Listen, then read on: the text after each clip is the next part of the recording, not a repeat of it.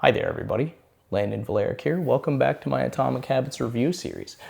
Today we're having our chapter discussion for chapter 4, where I would typically pull a couple of powerful ideas from the text of whatever current chapter we're reading and discuss what those points mean to me and how they could be used to better my life in hopes that you, the viewer, could also use them to benefit yours. This week's chapter, chapter 4, was really all about awareness of your habits. So I pulled only one powerful idea out of the text. Now, if you haven't already checked it out, go watch my video on chapter 4 titled "The Man Who Didn't Look Right" for an in-depth summary of this chapter. It's the first video I've done using a proper mic, the Hollyland Lark A1, which I totally didn't name right in the actual video. And as a bonus, I only coughed directly into the mic several times during the video. I got most of them muted, but since I don't currently edit any of my videos at all, sometimes I wasn't quite able to hit the muted time. But we're still here. But yes, I'm still sick. I am still coughing, and I am back on antibiotics for the second time in 2 months. And I am still going to try my best not to cough into the mic during this video. So wish me luck, please. Let's start with this powerful idea though. The powerful idea that I noticed this week is that we underestimate how much our brains and bodies can do without thinking. Here's an excerpt from the book. I'm going to read it to you now. James Clear says, this is on page 61 in case you're curious, we underestimate how much our brains and bodies can do without thinking. As I just said, you do not tell your hair to grow, your heart to pump, your lungs to breathe, or your stomach to digest. And yet, your body handles all of this and more on autopilot. You are much more than your conscious self. Consider hunger. How do you know when you're hungry? You don't necessarily have to see a cookie on the counter to realize that it is time to eat. Appetite and hunger are governed non-consciously. Your body has a variety of feedback loops that gradually alert you when it is time to eat again, and that track what is going on around you and within you. Cravings can arise thanks to hormones and chemicals circulating through your body. Suddenly, you're hungry, even though you're not quite sure what tipped it off. So, I believe this is called the autonomic nervous system.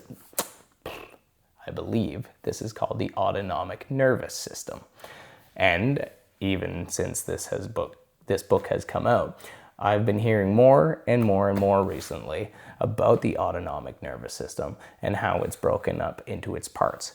The sympathetic, the parasympathetic, and the enteric nervous system, although that last one you don't really hear about so much.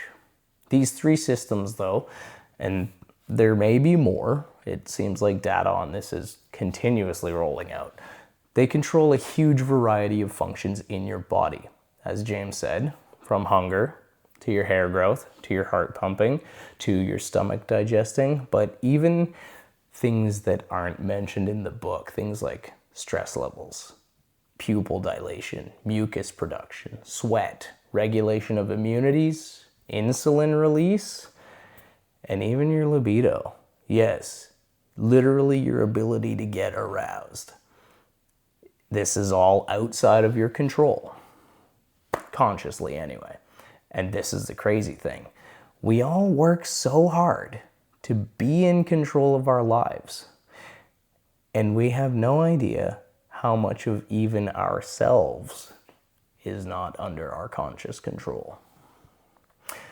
As James says in the book, this all happens automatically.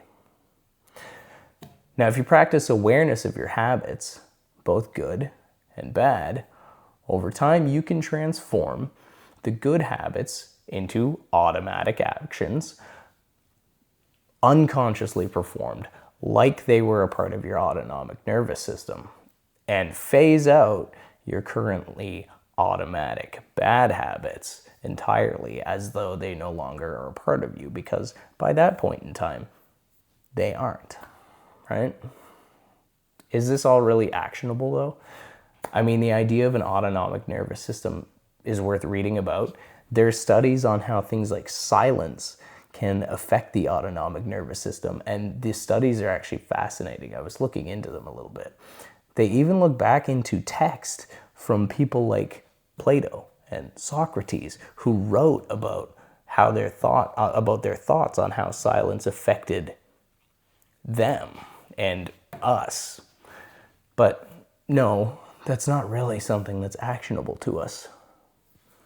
The major point of the chapter, or a major point of the chapter though, and something that is actionable, is the idea of bringing attention to the habits that you perform daily, the habits that you no longer think about, and the habits that you're trying to implement.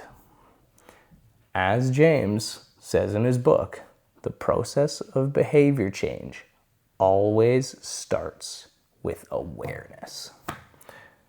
And that's it for today.